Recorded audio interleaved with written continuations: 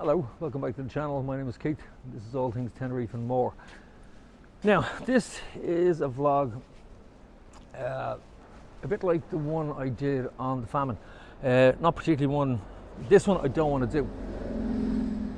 I can't explain it. Let me say, I prefer if I didn't have to do this. I would love not to have to do this. But it's part of Dublin. It's part of what has happened in Dublin over the years, and it's part of, I suppose it's the hidden part of Dublin. I mean, my last vlog, Secret Garden, this is almost like a shameful part of our city. And it's something that we can fix, and we have to fix. This can't go on. Let me just spin this thing around and I'll show you where I am. I'm down on Mount Street. And before I sort of make the obvious, you're going to see before I say anything, you'll see exactly what my problem is or what my issue is. This isn't political. I'm not political. I'm not interested in any form of politics. Not interested in whether you're Fianna Fáil, Fine Gael, whether you're Sinn Féin. You're all the same. There's no difference. Every one of them is the same. But this is a part of Dublin that nobody wants to see. This is a part of Dublin that's as real as Molly Malone and anything else that we have here. This is an Irish government solution to homelessness. No, I'm not going to film anybody, but this is not something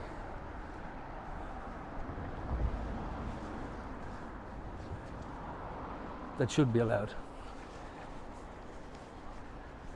Now we have these tents, the majority of these tents are full of refugees.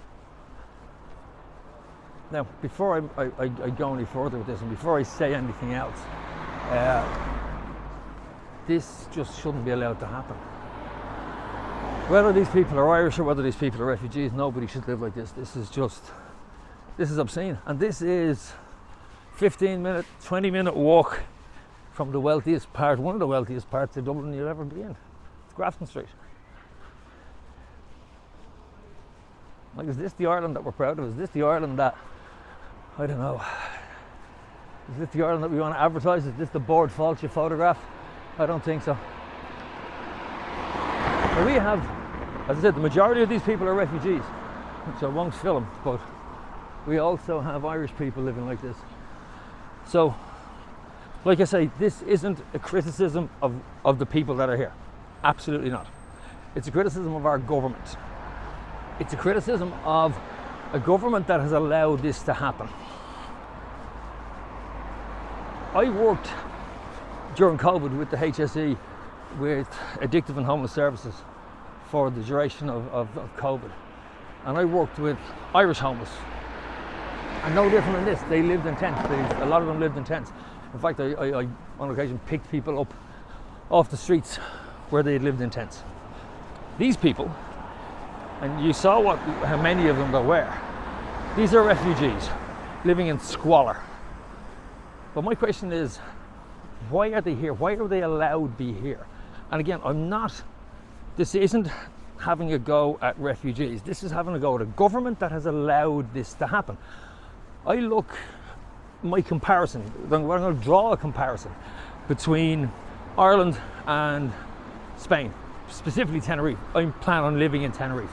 It's where I plan to retire. If I go to retire in Tenerife, there are certain criteria I have to fulfill. I have to have X amount of money in the bank, and if I'm not mistaken, it's in around 25,000 euros per head. So myself and my partner would have to have 50,000 euros in the bank to go and live in Tenerife. We'd also have to have proof of the ability to pay for our accommodation and support ourselves, so we're not relying on the Spanish social welfare system. And again, I have no problem with that. That's perfect for me, suits me down to the ground, because that's what I expect to do. But my comparison and my question is, why, when Spain, Tenerife is a Spanish island, no different to Ireland being an island, but a European island. So Tenerife is a European island. Ireland is a European island. Why can we not apply the same restrictions to people coming in here? We wouldn't have that issue.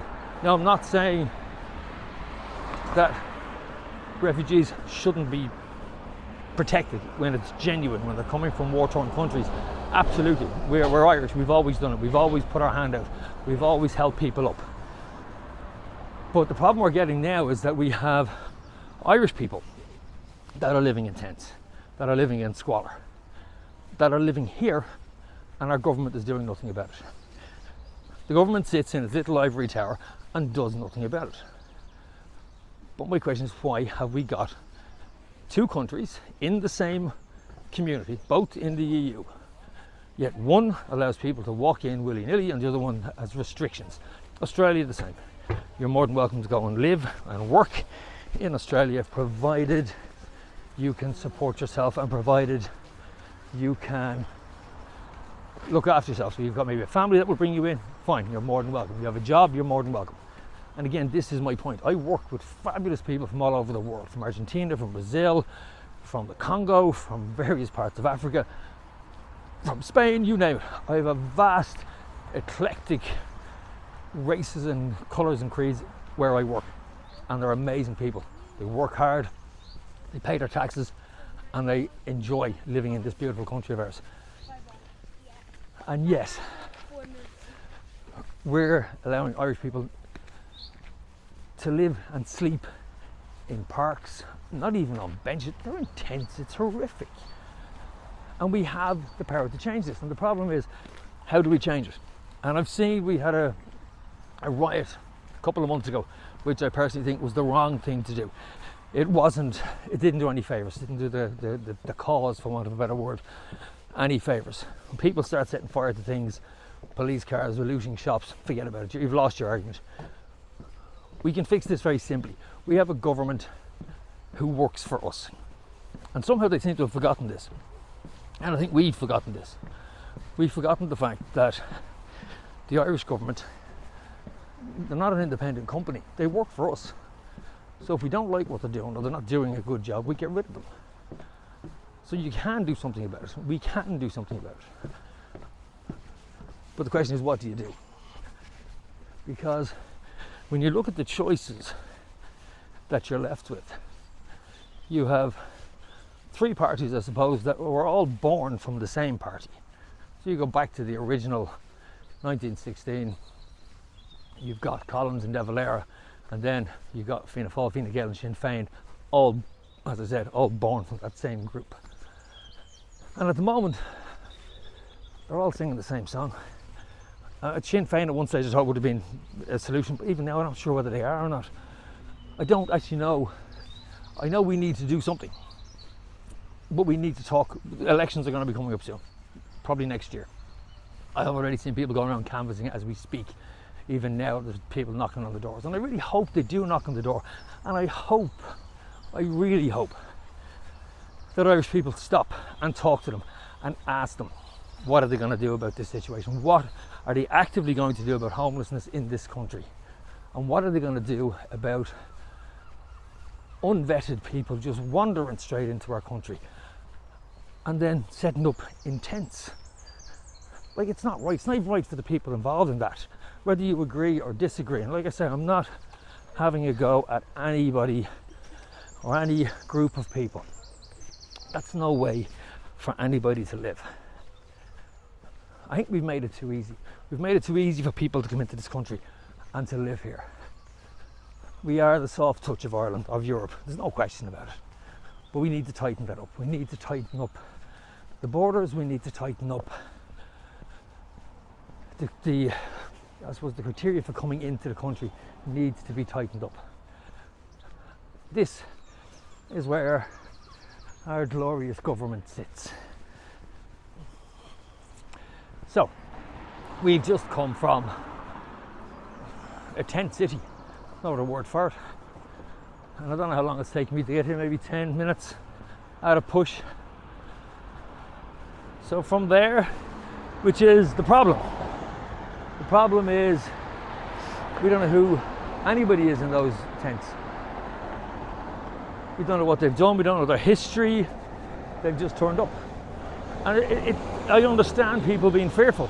I understand people being afraid of of what's behind those tents. I really do. I actually understand it. I don't condone acts of violence or anything like that towards those people, but I do, without a shadow of a doubt, I do understand the concern behind that whole area. So I'm going to finish up here at the gates of the Dáil, and this is where we need to do. This is where we need to find the solutions to that problem. The problem, as I said, are the rows and rows of tents. The solution lies in here, but the solution lies in who we put in here, not the people that are in there now. People that are in there now don't have a clue. They've created a huge part of this problem. They've allowed it to happen. They've allowed my beautiful city to turn into a city of tents. And that's the part of Dublin that people don't see. It's the part of Dublin that tourists don't see, but they should. Because it's as Dublin as Molly Malone, as I said. It's the same thing. So the people that are behind these gates make the decisions that affect us and make the decisions that affect those people. Why are they there? Let's clean it up. Let's find out who they are. Let's find out what they're doing. And let's make restrictions on how people can come into this country. Because we need to. We need to embrace the people who are coming in here from different cultures and different countries. Those who are working here, those who contribute to this country. And we need to bring them in and we need to embrace those. But we also need to be careful. We can't just open our gates, open our door and just let people wander. You wouldn't do it in your own home, so why would you do it in your own country? So I'm going to finish up here. So as I say, that's a vlog I didn't particularly want to do, because I'd love to live in a country that didn't have that as a problem. But we do, so we need to fix it. We need to fix it with a pen. Put an X beside the name of somebody who will actually do something about it. Let's see if we can find a government that actually works. Let's see if we can find a government that knows who their boss is, and that's us. We pay them. They're here because we've asked them to be here. We've elected them. Granted, not all of us, but our majority, our democracy has elected them. So let's tell them who's really in charge, and let's vote them out. Those who are there, those who are going to do something, keep them. Those who don't, let's get rid of them. Simple as. Let's make this country something we can be proud of again. And I am very proud to be Irish, very proud to have my country, and I'm very proud to have all of the different nationalities that live here and contribute here and add to the culture of Ireland by bringing their culture with them. So as I said, don't confuse this with a rant. It's not. It's simple. I suppose I'm voicing what a lot of people think and don't have the platform to speak up. So there you go. Hit the like, hit the subscribe, and the bell for notification. This has been a strange one, but it's one I wanted to do. Thank you very much.